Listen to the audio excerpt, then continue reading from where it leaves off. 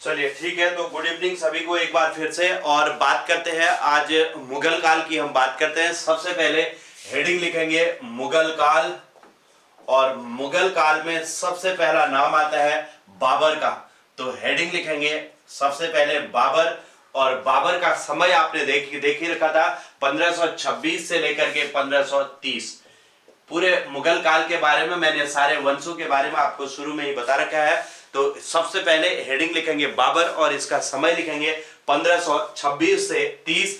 और इसका मूल नाम लिखेंगे। मूल नाम क्या था पूछा जाता है, तो जहीरुद्दीन जहीरुद्दीन मोहम्मद बाबर इसका नाम था। मोहम्मद बाबर, जहीरुद्दीन मोहम्मद बाबर इसका मूल नाम था। और इसका जन्म कब हुआ था, तो 1483 में इसका जन्म हुआ था। जन्म को भी याद रख लेना, 1483 में इसका जन्म हुआ था। इसके माता पिता का नाम भी आप थोड़ा सा याद रख लेना, कभी कभी पूछा जाता है। इसके पिता का नाम था उमर शेख मिर्जा। पिता उमर शेख मिर्जा थे, शेख मिर्जा। और माता का नाम भी याद रखेंगे, माता कुतलुग निगार। कुतलुग निगार इसकी मां का नाम था। ठीक है, इन दोनों चीजों को याद रखना। अब एक चीज इसमें पूछी जाती है, इसका जो पिता था ये तैमूर वंश का था और माता चंगेज वंश की थी। पिता तैमूर वंश का लिख लेना, तैमूर वंश। और माता जो है चंगेज वंश की थी, चंगेज वंश की। ठीक है, तो ये इनके वंश के बारे में भी थोड़ा सा ध्यान रख लेना, पूछा जाता है इसमें। अब बात आती है इसमें, ये कितने वर्ष की अवस्था में फरगना का शासक बना था, तो बाबर 11 वर्ष में फरगना का शासक बना था पिता की मृत्यु के बाद। बाबर 11 वर्ष की अवस्था में फरगना का शासक बना। फरगना का शासक बना। अब इसके सामने वहां पर कई सारी चुनौतियां थी। वहां पर लगातार जो है विद्रोह वगैरह होते रहते थे, इसलिए उसको वहां पर शासन करने में बहुत कठिनाई आ रही थी। अब इस बीच में बाबर ने भारत में सबसे पहले जो आक्रमण किया था, बाबर ने सर्वप्रथम भारत में 1519 में यूसुफ जाई जाति के खिलाफ, यूसुफ जाई जाति, पंजाब की जो यूसुफ जाई जाति थी, ब्रैकेट में पंजाब लिख लेना, पंजाब की यूसुफ जाई जाति के खिलाफ आक्रमण किया। ठीक है, के खिलाफ आक्रमण किया। और यहां पर एक युद्ध होता है, इसे कहते हैं भेरा का युद्ध। कौन सा युद्ध हुआ, भेरा का युद्ध हुआ 1519 में। और इस युद्ध में बाबर ने पहली बार तोप खाने का प्रयोग किया था। तो बाबर ने भारत में सबसे पहले तोप का प्रयोग कब किया, तो ये 1519 में किया था। और ये किसके खिलाफ, यूसुफ जाई जाति के खिलाफ किया था। ठीक है, तो इसमें कोई खास सफलता नहीं थी, आंशिक सफलता इसको यहां पर इस युद्ध में मिली थी। इतना इसमें ध्यान रखेंगे। बाबर ने भारत में पहला आक्रमण कब किया, तो सन 1519 में किया था। ठीक है, इसके बाद जो इंपोर्टेंट युद्ध आता है बाबर का भारत में, वो आता है पानीपत का युद्ध। चलते हैं इसके बाद आगे, अगली इतना जल्दी से लिखे और फिर हम अगले इंपोर्टेंट युद्ध के बारे में बात करते हैं। बाबर का मूल नाम जहीरुद्दीन मोहम्मद बाबर और जन्म 1483, पिता उमर शेख मिर्जा तैमूर वंश का और माता कुतलुग निगार चंगेज वंश की थी। 11 वर्ष की अवस्था में यह फरगना का शासक बना। और बाबर ने सर्वप्रथम भारत में 1519 में यूसुफ जाई जाति के खिलाफ आक्रमण किया। और यहां पर भेरा का युद्ध होता है 1519 में। इस युद्ध में बाबर ने पहली बार तोप खाने का प्रयोग किया था। लिखा सबने, लिख लिया या नहीं लिखा अभी भी? अब देखो बाबर के भारत में अभियान।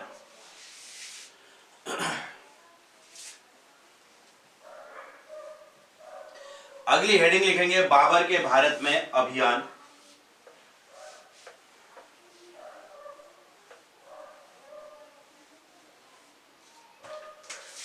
बाबर के भारत में अभियान।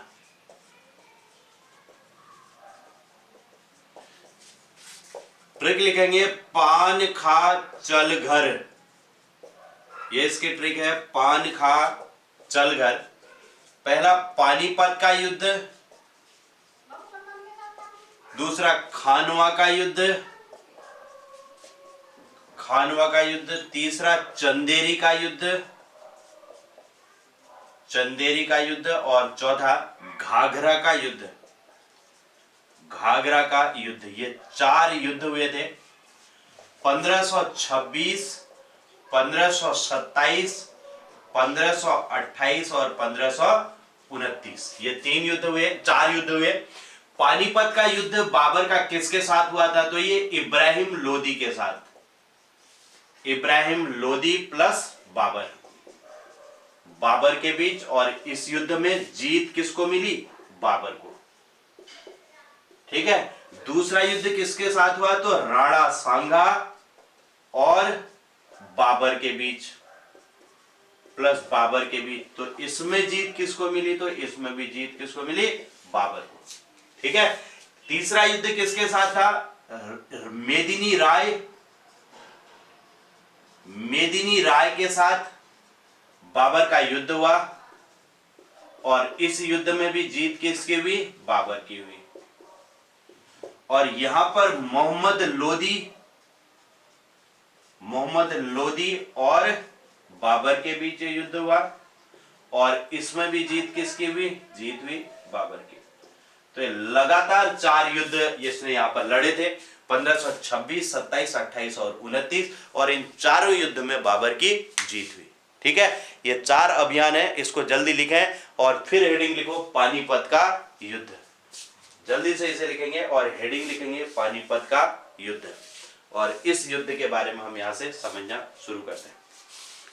पान खा चल घर, पानीपत का युद्ध, खानवा का युद्ध, चंदेरी का युद्ध और घाघरा का युद्ध। हेडिंग लिखेंगे पानीपत का युद्ध, पानीपत का युद्ध। ये 21 अप्रैल 1526 को हुआ, और यह युद्ध बाबर और इब्राहिम लोदी के बीच हुआ, लोदी के बीच। और इसमें जीत जो है, जीत हुई बाबर की, जीत बाबर की हुई थी इस युद्ध में।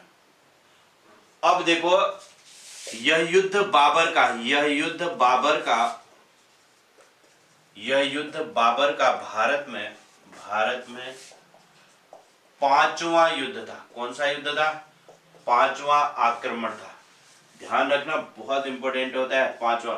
इसको अक्सर पहला आक्रमण मान लेते हैं। तो ये भारत में बाबर का 5वां आक्रमण था। दूसरी बात, इस युद्ध में बाबर ने तुगलमा नीति का प्रयोग किया था। कौन सी नीति? तुगलमा नीति का प्रयोग किया। बहुत इंपॉर्टेंट नीति है, तुगलमा नीति का प्रयोग किया। पूछा जाता है बाबर ने किस नीति का प्रयोग किया था? तो बाबर ने इस युद्ध में तुगलमा नीति का प्रयोग किया था। तीसरी बात, इस युद्ध में बाबर के 2 तोपची थे। इस युद्ध में बाबर के 2 तोपची कौन कौन से थे? तोपची नंबर 1 मुस्तफा और नंबर 2 अली। मुस्तफा और अली, ये 2 तोपची थे। ठीक है। अगला, इस युद्ध में बाबर, इस युद्ध में जीत का श्रेय किसे देता है? तो जीत का श्रेय अपने तीरंदाजों को देता है, अपने तीरंदाजों को देता है, अपने तीरंदाजों को जीत का श्रेय देता है। ठीक है। जीत के बाद बाबर ने क्या किया? जीत के बाद बाबर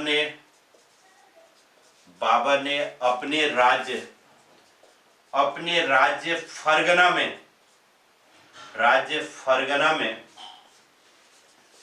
में सभी को एक एक सिक्का दान दिया, एक एक सिक्का दान दिया। ठीक है। जिस कारण बाबर को क्या कहते हैं? जिस कारण बाबर को कलंदर कहा जाता है, कहा जाता है। ठीक है, इसीलिए बाबर को कलंदर भी कहा जाता है। क्लियर हो गया? तो ये है पानीपत के युद्ध के बारे में। इन सारे पॉइंटों को आप लोग ध्यान रख लेना और ये पूछे भी जाते हैं। पानीपत का युद्ध बाबर और इब्राहिम लोदी के बीच हुआ। इसमें जीत बाबर की हुई। इस युद्ध में यह युद्ध बाबर का भारत में 5वां आक्रमण था और इस युद्ध में बाबर ने तुगलमा नीति का प्रयोग किया। इस युद्ध में बाबर के 2 तोपची थे, मुस्तफा और अली, लेकिन बाबर जीत का श्रेय अपने तीरंदाजों को देता है। और जीत के बाद बाबर ने अपने राज्य फरगना में सभी को एक एक चांदी का सिक्का दान दिया, जिस कारण बाबर को इसी कारण से कलंदर भी कहा जाता है। एक एक चांदी का सिक्का लिख लेना। हाँ, एक एक चांदी का सिक्का लिख लेना यहां पर। ठीक है, इसी कारण बाबर को कलंदर भी कहा जाता है। क्लियर है? अगला लिखेंगे खानवा का युद्ध। लिखे, जल्दी कंप्लीट करो। और नेक्स्ट लिखे खानवा का युद्ध।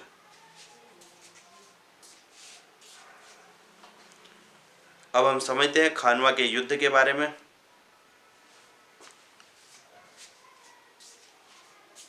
नेक्स्ट युद्ध आता है खानवा का युद्ध। अगला लिखेंगे खानवा का युद्ध। ये हुआ 1527 में और ये किसके बीच हुआ? तो बाबर प्लस राणा सांगा के बीच हुआ और इस युद्ध में जीत किसकी हुई? तो जीत हुई बाबर की। ठीक है। अब देखो इस युद्ध के बारे में समझना। इस युद्ध में बाबर ने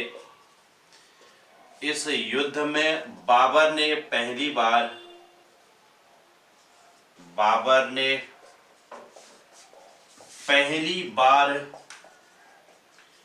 जिहाद का नारा दिया। ध्यान रखेंगे, जिहाद का नारा दिया। बाबर ने पहली बार इस युद्ध में जिहाद का नारा दिया। ठीक है। और क्या कहा था कि अगर तुम वापस लौटे, और सेना को संबोधित करते हुए क्या कहा? संबोधित करते हुए कहा कि यदि तुम वापस लौटे, क्योंकि सेना वापस लौट रही थी, हार स्वीकार कर ली थी इन्होंने, लेकिन फिर इसने जिहाद का नारा दिया और कहा कि यदि तुम वापस लौटे तो कायर कहलाओगे। ठीक है। उसने कहा कि भाई अगर तुम वापस लौटे यहां से युद्ध के मैदान से तो फिर कायर कहलाओगे, और अगर जीते तो राज्य मिलेगा। है ना? इसने कहा कि वापस लौटे तो कायर कहलाओगे और अगर जीत गए तो राज्य मिलेगा। लेकिन यदि तुम्हारी मृत्यु हो जाती है तो फिर तुम्हें जन्नत मिलेगी। लेकिन और यदि, ऐसे लिख लो, और यदि मृत्यु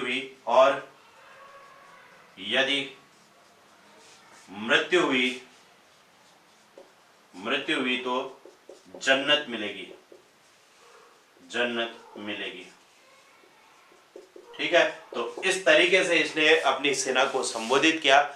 और फिर यहां पर जिहाद का मतलब क्या हुआ? जिहाद का मतलब ये था कि भाई काफिरों के विरुद्ध अपनी सेना को संबोधित करना, उसी को जिहाद कहते हैं। मतलब ये हो गया कि भाई मुस्लिमों के अतिरिक्त जो भी है, मुगलों के अतिरिक्त जो भी है, उन सबको जो है उनके खिलाफ युद्ध कर छेड़ना। है ना? मुस्लिमों के अतिरिक्त कोई भी धर्म है, चाहे हिंदू है, सिख है, ईसाई है, सभी धर्मों के विरुद्ध युद्ध छेड़ना, उसी को इन्होंने जिहाद का नाम दिया। वही आज भी चलता रहता है, जिहाद का नारा देते रहते हैं, है ना। तो इस तरीके का ये अभी भी चलता है। ये जिहाद शब्द आप जिहाद का छेड़ दिया करके सुना होगा, जम्मू कश्मीर में कई बार ये सुनाई देता है जिहाद के लिए। तो इसने जिहाद का नारा दिया और संबोधित करते हुए कहा, यदि तुम वापस लौटे तो कायर। यही तो कहते हैं भाई, जन्नत मिलेगी, मर गए तो जन्नत मिलेगी, है ना। कितने वहां पर कितनी हूर मिलेंगी कहते हैं, है ना, वहां जन्नत मिलेगी, फिर शराब मिलेगी खूब, और क्या कहते हैं, हूर मिलेंगी, पता नहीं कितनी क्या क्या हूर कहते हैं, तो वो सब मिलते रहेंगे कहा जाता है ना। तो मृत्यु हुई तो जन्नत मिलेगी, इसमें कहा जाता है। तो अगर जीते तो राज्य मिलेगा, और यदि मृत्यु हुई तो जन्नत मिलेगी कहते हैं, ठीक है। तो ये इस तरीके से इसने संबोधित किया। और इसने एक खास बात इसकी ये रही कि इसने इस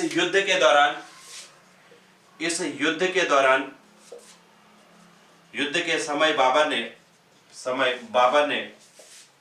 बाबर ने कभी शराब न पीने की कसम खाई, कभी शराब न पीने की कसम खाई, पीने की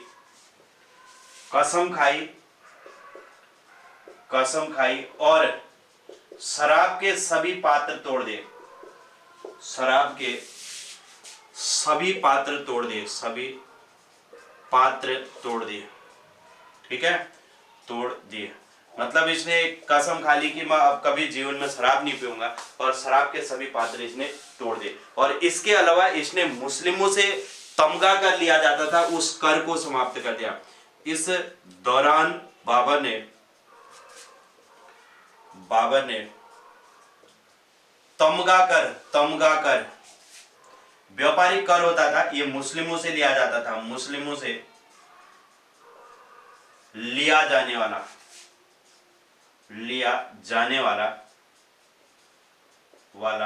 व्यापारिक कर, लिख दे रहा हूं,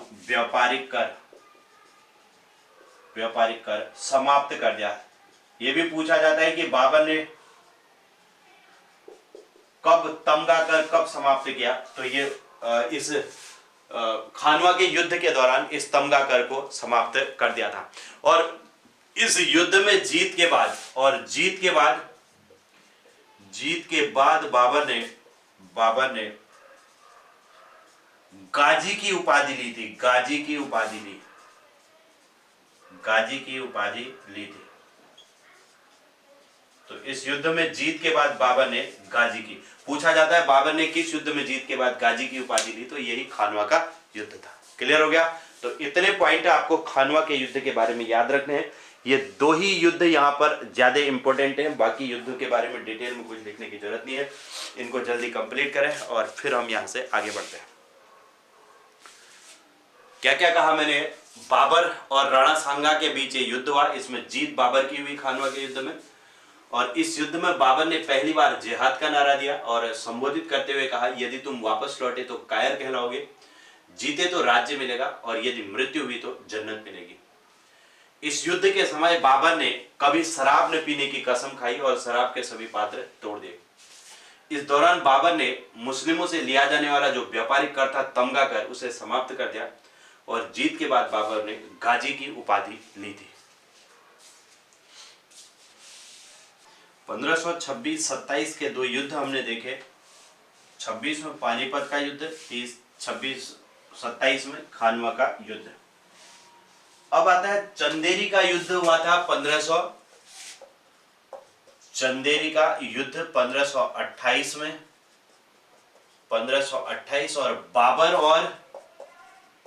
बाबर और मेदिनी राय के बीच हुआ था, मेदिनी राय, ठीक है। और इसमें जीत बाबर की हुई, बाकी इसमें कुछ डिटेल आपको लिखने की जरूरत है नहीं।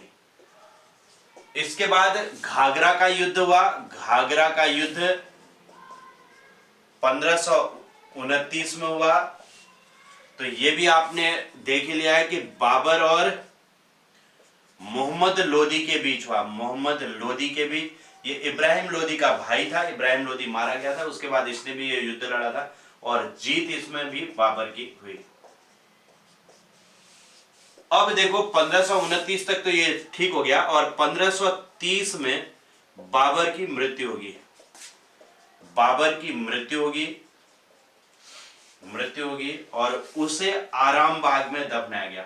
ठीक है, और बाबर को कहां दफनाया गया पूछा जाता है तो आराम बाग, आगरा के आराम बाग में। ठीक है, आराम बाग आगरा में दफनाया गया, ध्यान रखने, आगरा में दफनाया गया। लेकिन बाद में उसकी कब्र काबुल ले जाएगी। कहां ले जाएगी? काबुल ले जाएगी। यह भी पूछा जाता है, उसकी कब्र बाद में कहां ले जाएगी तो काबुल ले जाएगी। ठीक है, तो ये हो गया। अब यहां पर एक चीज ध्यान रखना, बाबर ने भारत में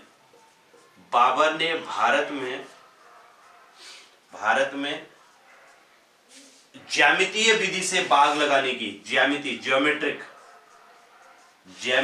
विधि से बाग लगाने की प्रथा शुरू की थी। ठीक है, इस बात को ध्यान रखेंगे कि बाबर ने भारत में ज्यामितीय विधि से बाग लगाने की प्रथा शुरू की थी। ठीक है, जिसमें सबसे प्रमुख बाग जो है आराम बाग इसी बाबर के द्वारा लगाया गया एक बाग था, जो कि अच्छा, बिल्कुल, गयासुद्दीन तुगलक ने भी ली थी, इसने भी ली थी गाजी की उपाधि, है ना, गाजी की उपाधि। बिल्कुल, गयासुद्दीन तुगलक ने भी ली थी और इसने भी ली थी, है ना। गाजी की उपाधि ली थी, मतलब इसने जब ये कह लो कि काफिरों की हत्या कर दी तो फिर लेते थे। काफिर मतलब गैर मुस्लिमों की जब हत्या कर दी या उनको पराजित कर दिया तो तब ये उपाधि ली जाती थी, उसे गाजी कहते थे, गाजी की उपाधि। तो बाबर ने भारत में ज्यामितीय विधि से बाग लगाने की प्रथा शुरू की थी, ज्योमेट्रिक विधि से, जिसका प्रमुख एग्जाम्पल जो है ये आराम बाग जो है एक ज्यामितीय विधि से लगाया गया बाग था। ठीक है, अब एक चीज और ध्यान रखेंगे, बाबर की जो आत्मकथा थी, बाबर ने अपनी आत्मकथा लिखी थी तुजु के बाबरी। बाबर ने अपनी आत्मकथा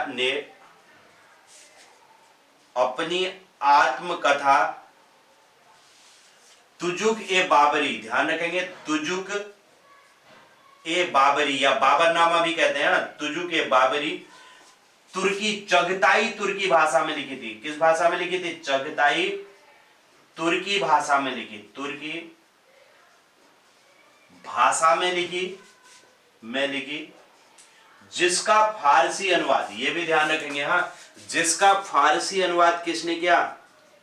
जिसका फारसी अनुवाद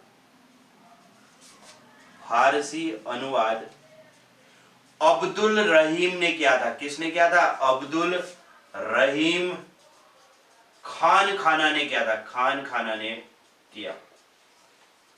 जिसका फारसी अनुवाद किसने किया था? अब्दुल रहीम खान खाना। ठीक है, अकबर के नवरत्न में से एक था और अकबर का जो प्रधानमंत्री था बैरम खां का बेटा हुआ। वैसे ही बैरम खां की मृत्यु होगी तो अकबर ने जो है उसकी पत्नी को अपनी पत्नी मान लिया और उसके बेटे को अपना बेटा मान लिया था। तो इस तरीके से अब्दुल रहीम खान खाना, रहीमदास भी कहते हैं इन्हीं को हम, तो इसी के द्वारा ये इसका फारसी अनुवाद किया गया था बाबरनामा का। ठीक, तो मुगल काल में जो है बाबर के बारे में हमने देखा, चंदेरी का युद्ध इसने 1528 में मेदिनी राय के साथ किया और घाघरा का युद्ध मोहम्मद लोदी के साथ किया और 1530 में इसकी मृत्यु होगी और इसे आराम बाग में दफनाया गया। बाद में इसकी कब्र जो है काबुल ले जाएगी। बाबर ने भारत में ज्यामितीय विधि से बाग लगाने की प्रथा शुरू की थी और इसने अपनी आत्मकथा तुजु के बाबरी चगताई तुर्की भाषा में लिखी, जिसका फारसी अनुवाद जो है अब्दुल रहीम खान खाना ने किया था। क्लियर हो गया? चलिए, तो इतने पॉइंट आप लोग यहां पर कंप्लीट करें। इसके साथ ही हमारा ये बाबर वाला टॉपिक कंप्लीट हुआ और कल हम इसमें हुमायूं के बारे में पढ़ेंगे। बाबर का बेटा हुमायूं, फिर शेरशाह सूरी और फिर अकबर में चलेंगे। लिखे इतना कंप्लीट करो। ठीक है, आज इतना ही करेंगे, कल इसमें आगे बढ़ेंगे। ठीक है, बहुत बहुत धन्यवाद सभी का। और स्क्रीनशॉट ले लेना अगर कुछ रह रहा हो तो इसको कंप्लीट करें। बाबर हमने कंप्लीट कर दिया और कल हम हुमायूं के बारे में पढ़ेंगे।